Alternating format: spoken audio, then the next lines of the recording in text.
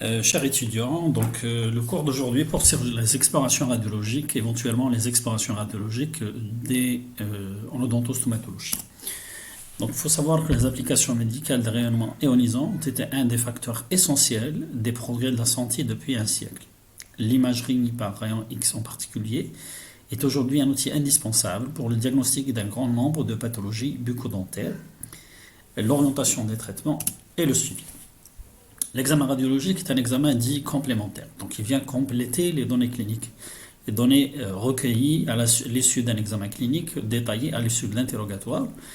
Et la décision de réaliser ou non cet acte doit se faire en fonction du contexte de la consultation. Donc le recours à un examen radiologique n'est pas systématique, sauf s'il est nécessaire de compléter l'examen clinique ou de compléter le volet d'exploration clinique par des examens complémentaires.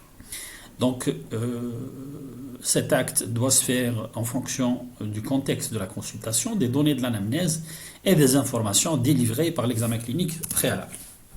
Il faut savoir qu'avant chaque radiographie, une évaluation individuelle du rapport bénéfice-risque doit être systématiquement réalisée. L'examen ne sera alors effectué que si le résultat est susceptible d'améliorer ou de modifier la prise en charge de l'enfant ou de l'adolescent. Cet examen n'est pas un acte anodin, en particulier chez l'enfant et l'adolescent, qui sont une population plus ou moins vulnérable vis-à-vis des rayonnements ionisants. C'est quoi le principe de la radiographie au rayon X? Le principe de la radiographie est généralement l'impression photographique par rayon X sur un film. L'image générée dépend de la nature du tissu et son degré de minéralisation. Donc le rayon X va essayer de traverser un tissu en fonction du degré de minéralisation, de la nature de ce tissu, de son degré d'absorption. Le passage du rayon X peut générer éventuellement une image sur un film. Donc elle donne des renseignements sur les structures internes invisibles et en les reproduisant. Mais là, on va évoquer un volet très très important. Il est aussi important que le volet des explorations, c'est le volet c'est le volet. Donc la radioprotection des patients fait partie des obligations légales. Il est actuellement obligatoire pour les praticiens demandant ou réalisant des examens d'imagerie utilisant les rayons ionisants l'application des principes fondamentaux de justification et d'optimisation. Nous avons souvent dit que la radiologie ou les demandes d'exploration font partie des obligations de moyens que le praticien doit épuiser à la recherche d'un diagnostic, mais parallèlement, la radioprotection ou la protection des patients pendant la réalisation de ces explorations, notamment les explorations radiologiques, fait partie également des obligations médico-légales. Tout d'abord, la justification des actes est le premier principe de la radioprotection. C'est l'opération établissant le bénéfice net d'un examen par rapport au préjudice potentiel lié à l'exposition au rayonnement ionisant. L'optimisation des pratiques est le deuxième principe de la radioprotection. Lorsqu'un examen utilisant les rayonnements ionisants est nécessaire ou justifié, il doit être optimisé. C'est l'opération permettant d'obtenir l'information diagnostique recherchée au moyen de la dose d'exposition la plus faible possible. C'est le principe ALARA, as low as reasonably achievable. Concernant les techniques en odontostomatologie, nous avons deux techniques d'imagerie. Nous avons la technique intra-orale et les techniques extra-orales. Mais là, pour bien étudier une image radiologique, il faut savoir également c'est quoi une image radiologique. Donc nous avons également et parallèlement des images radio-claires, des images radio-opaques et des images mixtes. Les images radio-claires sont divisées ou subdivisées en deux catégories. Vous avez les images géodiques qui représentent une perte de substance osseuse bien limitée, souvent très claire, au contour régulier et bien limité, et les images lacunaires qui représentent de la même façon une perte de substance osseuse au niveau des maxillaires, mais le contour est plus ou moins irrégulier. Nous avons également les images radio-denses ou radio-opaques qui sont caractérisées par l'existence d'opacité d'images qui sont plus ou moins fortes et plus ou moins homogènes. Elles sont caractérisées par l'existence de zones pâles ou de zones blanches. Ceci est synonyme de la difficulté ou de l'impossibilité de passage de rayon X via ces lésions qui sont dites des lésions radio-opaques. Donc en général, nous avons trois types d'opacité. Nous avons tout d'abord l'opacité amillaire, qui est la densité de l'émail dentaire et qui est la plus importante de l'organisme. Nous avons en deuxième position l'opacité dentinaire ou sémentaire, qui correspond à la densité de la dentine ou du sément. Et en troisième lieu, nous avons l'opacité osseuse, qui est moins importante que celle des tissus dentaires.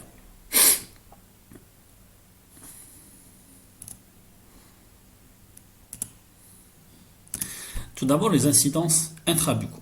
En premier lieu, vous avez l'incidence rétroalvéolaire qui reste l'examen de radiologie le plus pratiqué par le chirurgien dentiste. Pourquoi? Parce que c'est un outil c'est un examen complémentaire qui est directement disponible dans le cabinet. Le praticien peut l'utiliser dans la réalisation de beaucoup de gestes. Ça nécessite un appareillage de radiographie rétroalvéolaire, des films intrabuccaux et généralement de moins en moins utilisé. Pourquoi? Parce que la technique conventionnelle, qui consiste en l'utilisation d'un film qu'on va développer dans une chambre dédiée, a été remplacée récemment par la RVG. C'est une numérisation de la procédure. Elle permet de voir et d'évaluer la couronne en entier en fonction de l'étendue du film ou l'étendue du capteur. Donc vous aurez la possibilité de visualiser la couronne en entier, la racine en entier, l'environnement de environ 2 mm d'os alvéolaire autour de la racine, les contacts interproximaux, et là nous insistons et nous attirons votre attention sur l'importance de l'utilisation de l'angulateur. L'angulateur, c'est un moyen qui va vous permettre d'orienter correctement vos rayons X vers le film, et c'est un moyen de standardisation entre parenthèses des images radiologiques et de suivi. Les images obtenues permettant la visualisation des détails de la dent et de son environnement osseux et parodontal. Et là, il y a plusieurs méthodes dans la réalisation des rétroalvéolaires. Vous avez tout d'abord la méthode de la bissectrice, dans laquelle le rayon incident est perpendiculaire à la bissectrice de l'angle formé entre le film et la dent. Et là, le principe appliqué, c'est la règle de Szyszewski qui dit que deux triangles sont égaux quand ils ont deux angles égaux et un côté commun. Donc c'est une façon permettant une traduction plus ou moins correcte de l'image de la dent exploitée ou des éléments anatomiques exploités sur le film. La deuxième technique, c'est la technique du parallélisme ou la technique de Fitzgerald. Elle est appelée également la technique des faisceaux parallèles. C'est une méthode mensuratrice dans laquelle le film est maintenu en bouche par un porte-film en arrière et parallèlement au grand axe de la dent examinée. Souvent très difficile à réaliser, notamment dans le palais. Le rayon incident étant perpendiculaire à la dent et au film, et ça permet d'avoir une traduction en mensuration plus ou moins correcte de la dent sur le film. Là, vous voyez l'angulateur et la façon avec laquelle on positionne le film radiologique sur l'angulateur avant de l'introduire en bouche. Deuxième type de radiographie, c'est le Bite-Wing ou le cliché rétro-coronel, appelée également méthode interproximale. Donc elle utilise des fils menus d'une petite languette cartonnée collée perpendiculairement. Elle divise le film en deux parties. Vous avez une partie maxillaire et l'autre mandibulaire. Le rayon incident est généralement perpendiculaire au film. Donc ça va nous permettre d'assurer un dépistage précoce des caries proximales, le diagnostic et le contrôle des lésions du septum, l'étude de la lamina dura dans sa portion coronaire. Ça va nous permettre également d'évaluer les rapports pulpe-carie et la profondeur de l'obturation avec la pulpe, le diagnostic des obturations débordantes et des défauts d'ajustage de la coiffe. Et parallèlement, nous aurons la possibilité de diagnostiquer également les fractures coronaires. Troisième catégorie, c'est les clichés occlusaux. Donc c'est une technique complémentaire des incidences fondamentales, notamment la rétroalvéolaire et la panoramique, qui procure une vision sur la troisième dimension horizontale du volume maxillo-dentaire, dans laquelle le rayon incident est généralement perpendiculaire au film. Donc nous avons tout d'abord la méthode de Simpson, c'est la méthode dite ortho-occlusale, dans laquelle le rayon incident est perpendiculaire au plan du film. une autre variante de la méthode de Simpson, est dite Simpson modifiée, dans laquelle le rayon peut être un peu antérieur de 10 à 15 mm. Vous avez également les incidences d'isocclusal, la méthode de Bellow, dans laquelle le rayon incident est orienté pratiquement à 60 degrés sur le film et semble moins déformant pour les dents. Voilà la façon avec laquelle on réalise la technique désocclusale. Donc le rayon incident dans cette technique est pratiquement orienté à 60% par rapport au film.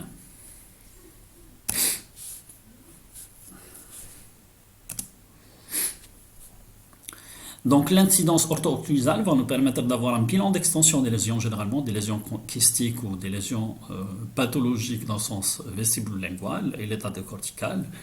La localisation du dent incluse par rapport à l'arcade, le déplacement axial en cas de fracture et le diagnostic d'une lithiase canalaire sous-maxillaire. Par contre, les incidences disocclusales sont utilisées généralement en cas de trismus, en cas de nausée, et en l'absence de possibilité de radiographie extra-orale.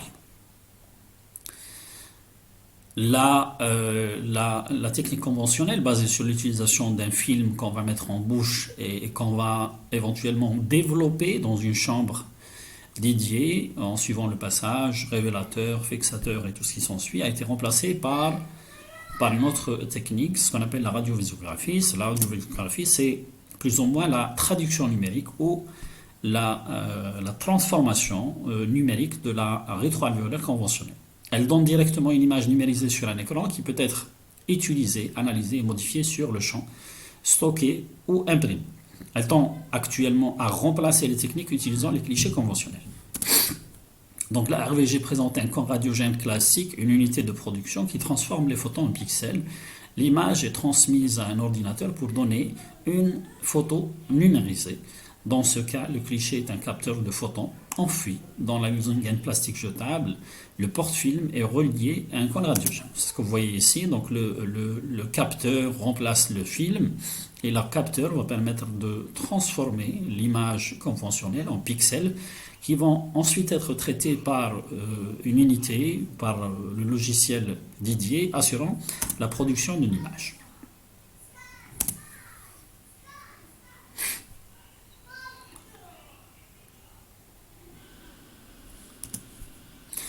Quels sont les avantages de cette technique? Il y a généralement 50 fois moins de doses de rayonnement qu'une radiographie normale.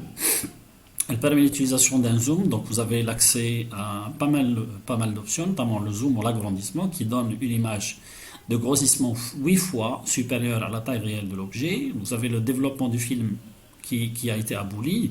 Donc si l'image, généralement, dans les techniques conventionnelles, le développement conditionne la qualité de l'image. Les images également peuvent être transférées chez un confrère, peuvent être discutées avec un autre confrère, peuvent être copiées, elles peuvent être modifiées. Donc vous avez pas mal d'options qui sont très très intéressantes avec la radiovisographie. Les deuxième incidence, c'est beaucoup plus les incidences extra-buccaux. Alors peut-être vous avez l'orthopontomogramme ou la panoramique dentaire. C'est quoi la panoramique dentaire? Donc c'est une technique radiologique permettant de transformer les structures faciales courbes en une image plane et d'obtenir ainsi une image complète des deux maxillaires. Donc vous la voyez ici, l'équipement permettant la réalisation d'une panoramique. Donc vous avez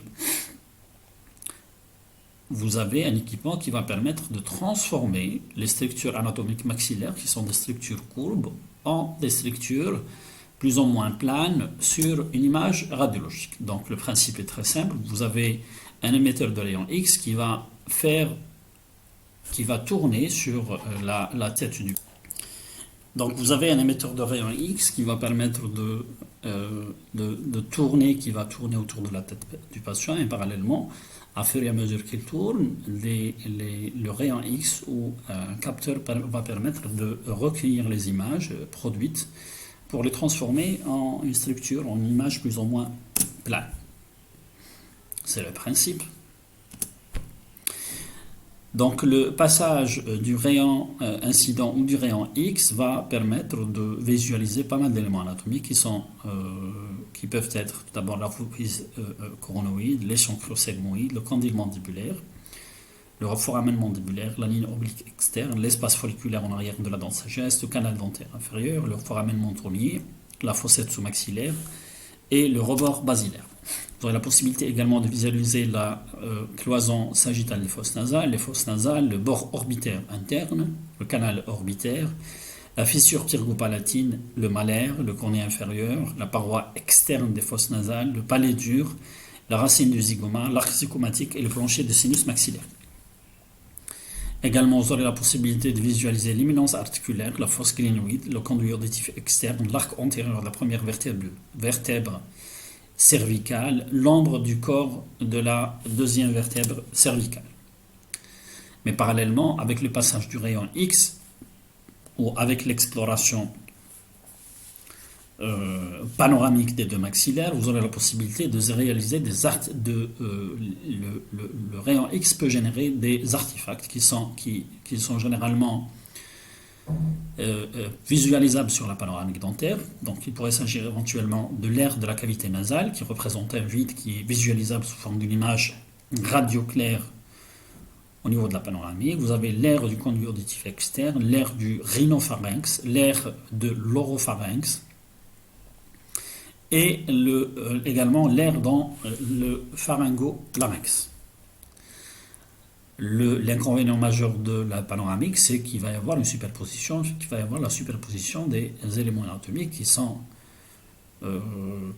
les éléments anatomiques muqueux et osseux. Donc vous avez la superposition des éléments anatomiques muqueux qui va générer également des images parfois difficiles à interpréter. Tout d'abord, vous avez la muqueuse qui tapisse le cornet inférieur, le palais mou, le lobe de l'oreille, le tessus mou du nez, le dos de la langue, le rebord muqueux des lèvres. Là, c'est une panoramique dite de bonne qualité dans laquelle le champ des radiations ou le champ de visualisation permet d'objectiver pas mal d'éléments anatomiques. Mais le plus important, c'est l'appréciation des deux maxillaires et des éléments dentaires sur lesquels on peut intervenir. Avec le changement de contraste, on note également la visualisation de d'autres éléments anatomiques, notamment les os, les os hyoïdes au niveau sous-mandibulaire. Donc en premier lieu, vous aurez la possibilité de visualiser l'os maxillaire, la fissure pterygomaxillaire, le sinus maxillaire ici, la partie zygomatique, la partie de l'articulation temporomandibulaire ici, la cavité nasale et les process alvéolaires. Au niveau mandibulaire, on peut éventuellement visualiser le condyle, le coronet, l'échancrure sigmoïde, la région mentonnière avec le trou mentonnier, la branche horizontale et verticale, avec également le canal alvéolaire inférieur. On aura également la possibilité de visualiser en fonction de l'étendue du champ d'irradiation l'os hyoïde, les tissus mous, l'épiglotte et la langue et le cartilage thyroïdien.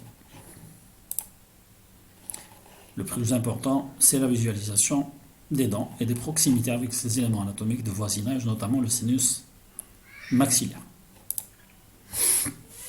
Donc vous avez ici les sinus maxillaires également, les sinus maxillaires, les dents, avec une bonne appréciation de la qualité et de l'état des dents, l'existence d'une atteinte parodontale au niveau mandibulaire. Donc la panoramique peut être utilisée également pour l'appréciation du capital osseux, de la hauteur osseuse, dans le cadre d'une étude préimplantaire, dans le cadre également de l'étude du trajet du canal alvéolaire inférieur, si on veut faire l'extraction par exemple d'une dent de sagesse à proximité du canal dentaire inférieur, et également dans le cadre de la prise en charge ou l'extraction par exemple d'une dent jugée antrale ou juxtasinusienne pour évaluer son rapport avec le plancher sinusien.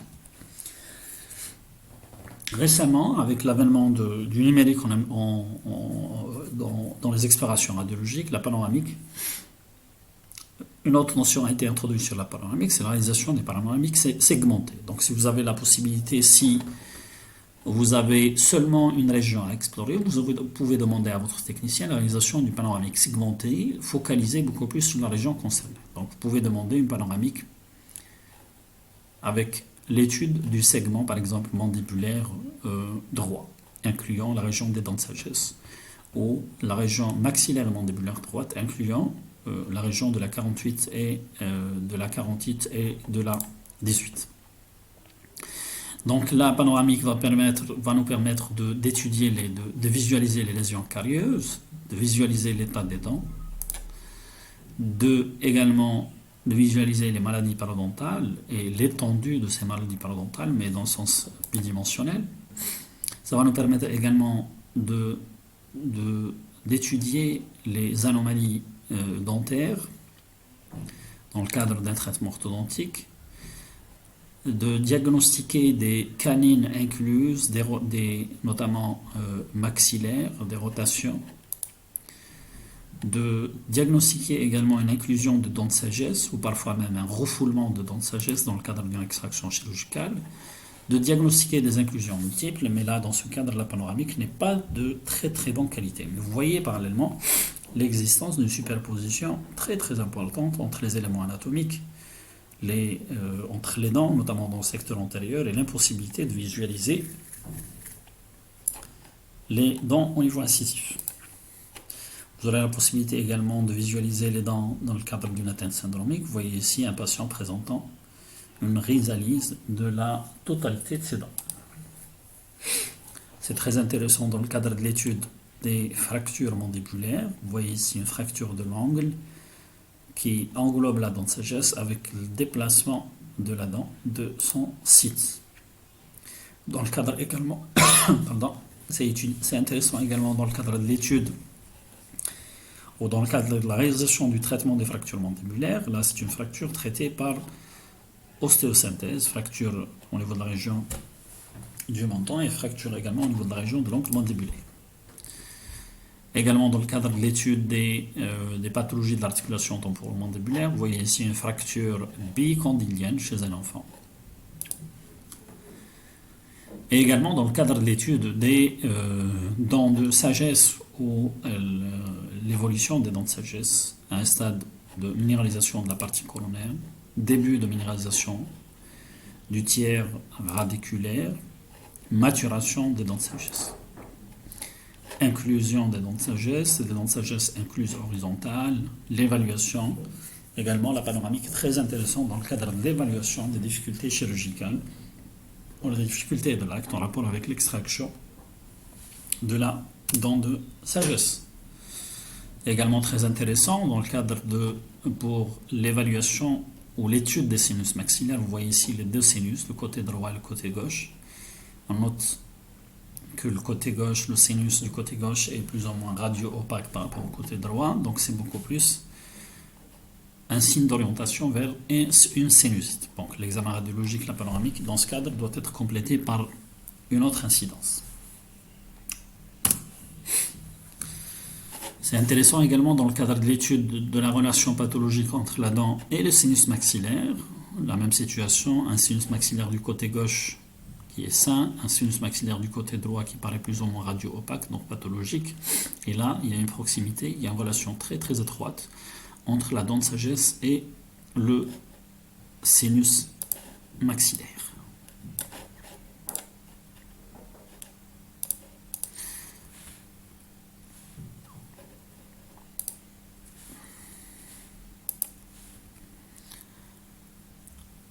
Donc, également ici, donc les pathologies de l'ATM. Donc, vous avez ici une ankylose chez un enfant à l'issue d'un traumatisme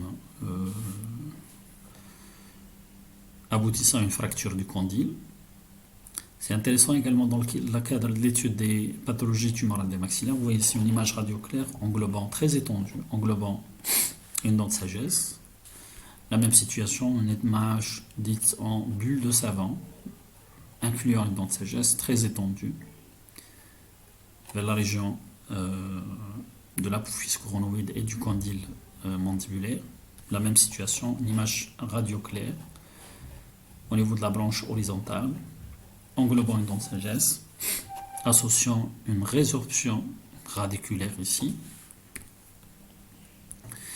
La même situation, une image radio-claire moins étendue, englobant en rapport avec la 36, la racine de la 36 et de la 37. Une image radio claire d'acoustique également, en rapport avec les deux dents de sagesse incluses, en position très très basse. Et parfois, elle est plus ou moins suffisante dans le cadre de la réalisation d'un bilan pré-implantaire. Donc, souvent, sur le plan, quand on voit sur le plan clinique la quantité de l'os est plus ou moins suffisante, et qu'on le visualise également sur le plan radiologique, à condition d'être distant des éléments anatomiques de voisinage, la panoramique peut être utilisée comme étant un moyen d'évaluation plus ou moins sûr pour prendre en charge le patient sur le plan chirurgical et planifier la mise en place des implants. Mais malgré les informations très intéressantes qu'on peut avoir par la panoramique dentaire, cette exploration peut présenter des limites. Tout d'abord, vous avez l'impossibilité d'obtenir une bonne représentation des maxillaires dans le cadre, dans le sens horizontal, dans le cadre d'une classe 2 ou d'une classe 3. Vous avez les facteurs d'agrandissement différents selon la localisation anatomique. Elle est peu précise, surtout dans les régions médianes, et l'image d'une dent inclinée dans le sens vestibule-lingual peut apparaître plus ou moins raccourcie.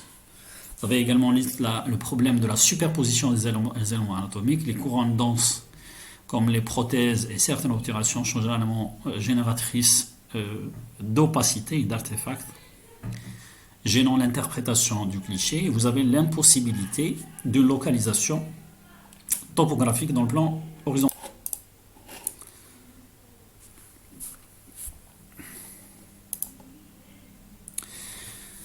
Nous allons voir maintenant les incidences analytiques et localisées du massif facial. Tout d'abord, la face basse, bouche ouverte, qui va nous permettre d'avoir une idée sur le rapport de la troisième molaire avec le canal alvéolaire inférieur. Elle est très très intéressante pour compléter une panoramique dentaire dans le cadre de l'extraction d'une dent de sagesse mandibulaire présentant un rapport avec le canal. Vous avez l'incidence plan d'eau ou dite nez menton plaque. C'est une incidence très très intéressante pour l'étude des cavités pneumatiques des maxillaires, pour l'étude éventuellement des sinus maxillaires et le diagnostic de sinusite ou de corps étranger dans le sinus maxillaire. Donc là, vous voyez ici, par comparaison entre les deux sinus, vous avez un sinus sain et un sinus malade, un sinus sain et un sinus malade. Passons maintenant à l'imagerie par résonance. Donc le principe de l'IRM est fondé principalement sur les propriétés magnétiques d'un atome d'hydrogène contenu à des degrés variables dans les tissus du corps humain. Donc c'est un moyen d'exploration très très intéressant. Donc c'est le moyen d'imagerie qui offre la meilleure résolution de contraste. En contraste, ces indications sont principalement les explorations des ATM dans les trois plans d'espace, des différentes structures cutanées, osseuses, musculaires, méniscales et synoviales sont parfaitement identifiées. Vous avez également l'exploration des processus tumoraux et inflammatoires, des adénopathies, des kystes, des abcès, et vous avez également les pathologies du massif facial. On va voir également la tomodensitométrie ou le scanner. Donc la tomodensitométrie, dite aussi scanographie, tomographie axiale calculée par ordinateur, ou CT scan, CAT scan ou scanner. C'est une technique d'imagerie médicale qui consiste à mesurer l'absorption des rayons X par des tissus, puis par traitement informatique à numériser et enfin reconstruire des images en deux dimensions ou en trois dimensions des structures anatomiques. Pour acquérir les données, on emploie la technique d'analyse tomographique ou par coupe en soumettant le patient à balayage d'un faisceau de rayons X. Elle permet de faire des coupes dans les trois plans de l'espace, plus des reconstructions tridimensionnelles. Généralement, le l'odontostomatologie, le dentascan permet de faire des mensurations réelles. Vous avez deux incidences qui sont généralement utilisées. Vous avez l'incidence axiale et l'incidence coronale. Vous la voyez ici, l'incidence axiale, qui est l'incidence de base dans le cadre de la réalisation d'un dentascan ou d'une TDM des maxillaires. Et également l'incidence coronale, qui est l'incidence permettant d'avoir des mensurations réelles et des informations fiables, très fiables, sur l'organe dentaire, la dent, son environnement, et ses rapports avec les éléments anatomiques de voisinage.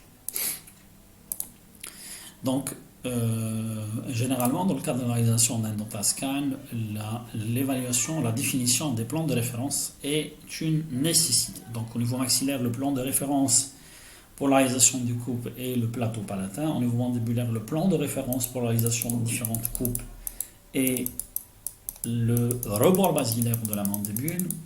Donc, ces deux plans de référence vont permettre de définir plusieurs coupes axiales qui, à l'issue, vont permettre de définir des coupes coronales. Donc, quelles sont les indications de la TDM ou du dentascan? Elle est généralement utilisée dans le cadre de la pathologie maxillofaciale, dans le cadre de la pathologie tumorale, dans le cadre des bilans d'extension, d'envahissement osseux des structures des parties molles. Donc, si vous avez une tumeur étendue, on veut voir son rapport avec les éléments anatomiques, notamment osseux ou muqueux. Donc, vous avez l'étude du rapport des dents de sagesse avec les éléments anatomiques de voisinage, que ce soit les dents de sagesse maxillaires avec et le rapport avec le sinus par exemple, ou les dents de sagesse mandibulaire et le rapport avec le canal alvéolaire inférieur. Et également, c'est une technique très intéressante, d'imagerie très intéressante, pour l'évaluation du volume osseux ou l'étude préimplantaire. Dans ce cadre, on est souvent intéressé à l'évaluation de la dimension de l'os dans le sens vertical et horizontal pour le choix de l'implant, également de l'évaluation de la proximité des éléments anatomiques de voisinage, les nerfs, le plancher sinusien. Et parallèlement, on est intéressé plus ou moins par la qualité de l'os existant dans le site dans lequel on va mettre des implants.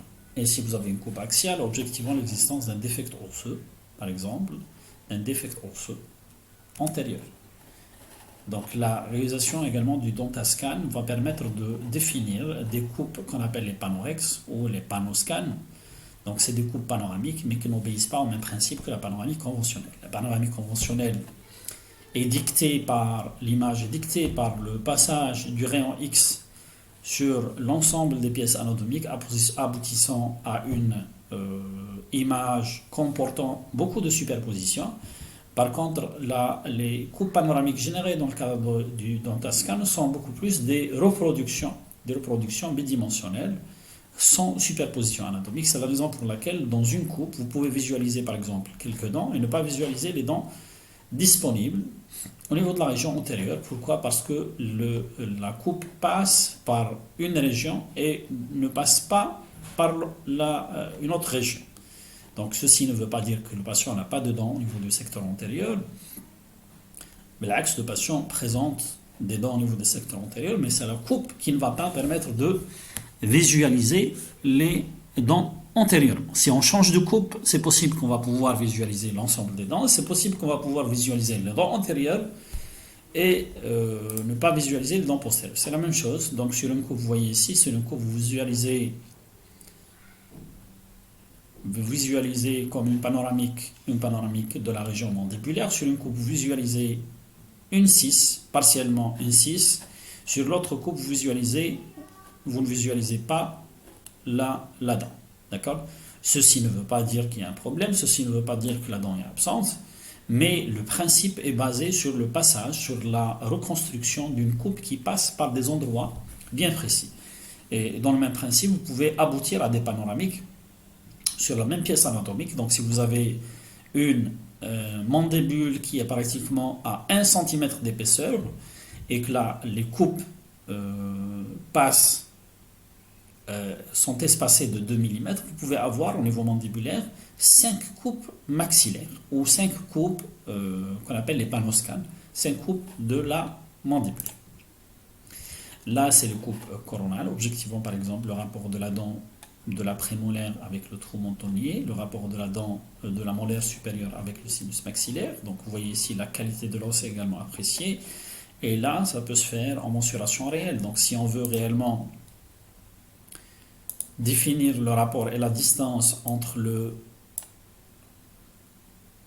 la dent et le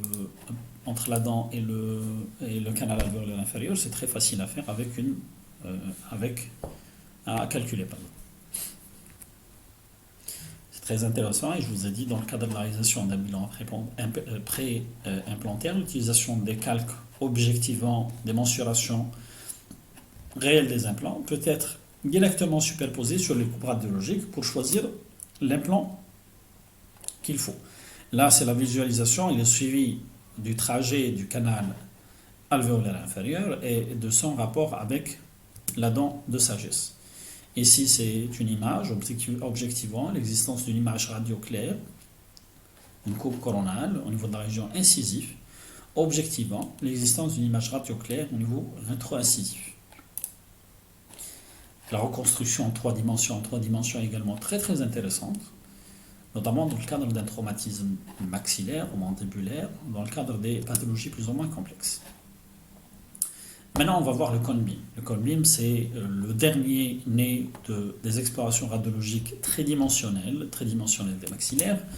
Donc, la tomographie volumique aphysoconique ou le cone-beam, CBCT, est le dernier né de l'imagerie sectionnelle qui connaît un succès justifié en matière d'imagerie dentomaxillaire. Donc, ce n'est toutefois pas le seul terrain d'application. Elle répond à la logique d'une évaluation anatomique dans 3 plans d'espace que seul permettrait jusqu'à une date récente la tomodensitométrie ou le dentascan. Quel est le principe de fonctionnement du cone-beam? Donc, la principale particularité du cone-beam est l'utilisation d'un faisceau de rayon X, le plus souvent en forme conique, qui diffère du faisceau en éventail caractérisant la tomodensitométrie. Donc, cette conicité permet de balayer la région d'intérêt, dite ROI, en une seule rotation, le plus souvent incomplète, de 180 à 360 degrés. À chaque degré de rotation, les images de projection, appelées images de base, sont acquises, chacune légèrement décalée par rapport à l'autre.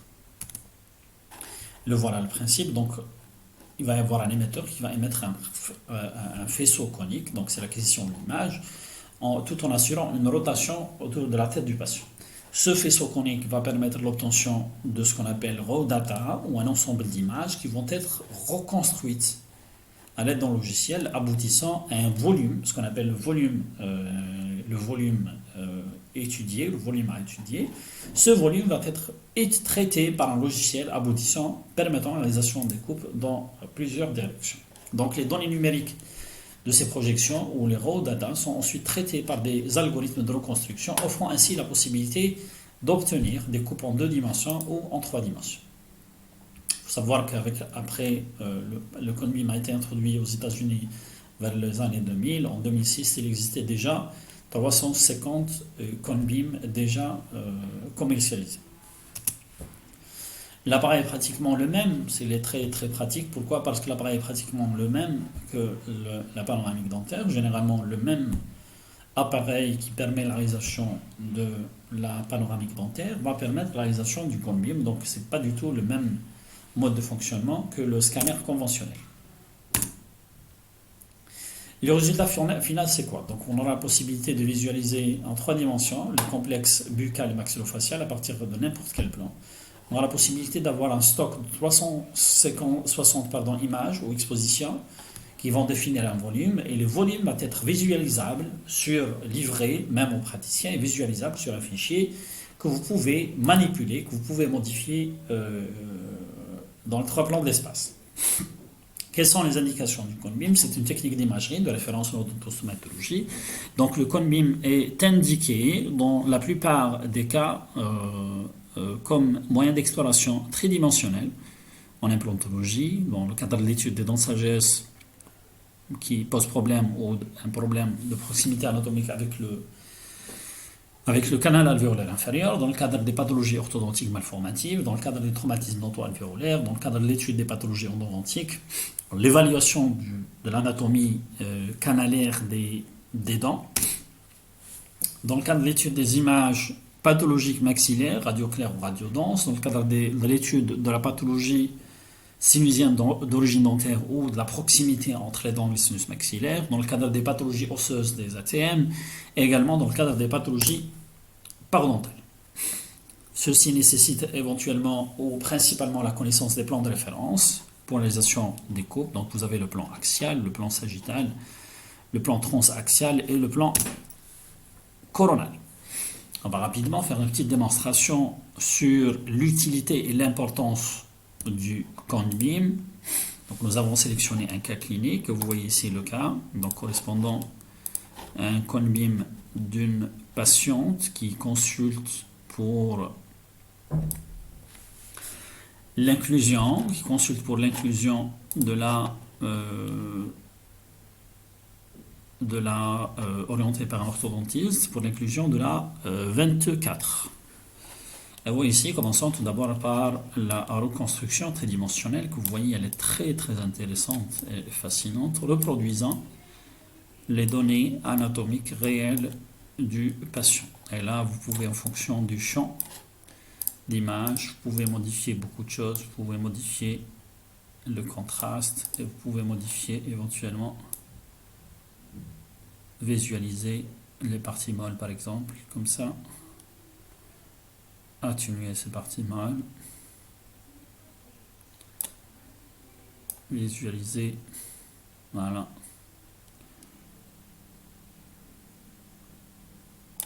C'est une vraie reproduction tridimensionnelle du patient. D'accord? Alors, on va voir. Nous avons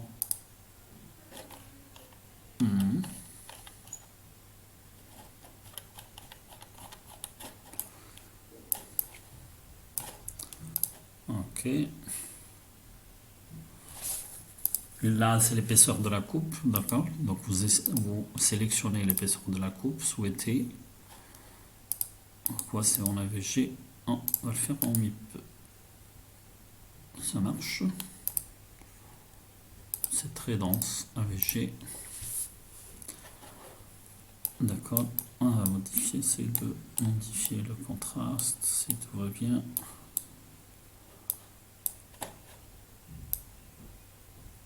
D'accord. Donc nous allons commencer du début. D'accord, voilà. On va choisir une coupe axiale qui va nous permettre de définir le plan de référence pour notre cas. Voilà. Donc ça commence maintenant. On va agrandir. Donc le tout commence par une coupe axiale. Vous voyez ici la coupe axiale. On va objectivement déjà la présence d'une dent incluse en position horizontale. On va définir notre plan de référence. Notre coupe.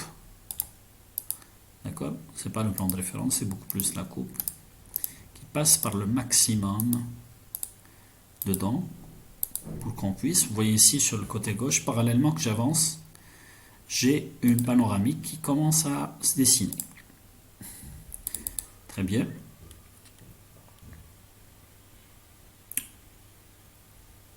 C'est le même principe là, le panorex ou la panoramique générée dans le cadre d'un dentascan. Et vous voyez ici, donc, à fur et à mesure que je change de point, la coupe va changer. Donc c'est une image qui est générée par le passage, ou c'est une image reconstruite à partir de quelques points bien précis. On va changer l'épaisseur de coupe. Très bien, ainsi, comme ça. Et voilà. Très bien. Bon. Donc nous avons une panoramique ici qui a été définie par la coupe axiale, objectivant l'existence d'une dent incluse qui est là. Donc la dent est en position horizontale. Parallèlement, je suis intéressé par l'étude de l'espace édenté de la 12, dans lequel, par exemple, je vais mettre un implant. Donc je vais évaluer mon capital osseux. Voilà. Par exemple, l'épaisseur de la crête. J'aimerais bien poser un implant. Vous aurez la possibilité d'insérer des implants, les implants que vous utilisez dans le cabinet, de les insérer dans la base de données implants et directement les insérer en bouche, les insérer sur la coupe pour voir quel type d'implant vous allez choisir. Donc, voilà.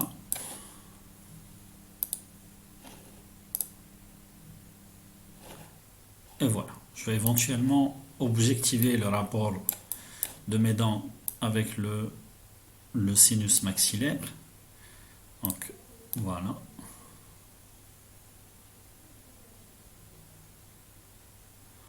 La patiente présente déjà une légère déviation de la cloison nasale. Les deux sinus paraissent sains, il y a un léger épaississement des sinus maxillaires du côté gauche. Donc les applications sont très intéressantes. C'est un outil de radiologie, d'exploration radiologique qui est très très intéressant, qui est d'actualité, qui nous a vraiment facilité la prise en charge. Vous voyez ici, j'ai limité mon champ de visualisation sur le maxillaire supérieur. Donc je peux éventuellement aboutir à une reconstruction tridimensionnelle maxillaire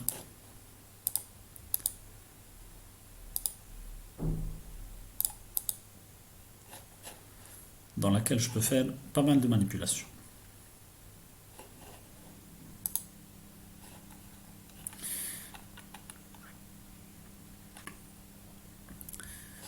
Donc pour conclure, on peut dire que l'examen de radiognostic s'avère souvent très informatif et contribue fréquemment au diagnostic en odontostomatologie. Le rapport bénéfice-risque doit par conséquent être systématiquement évalué avant la demande de n'importe quelle exploration radiologique.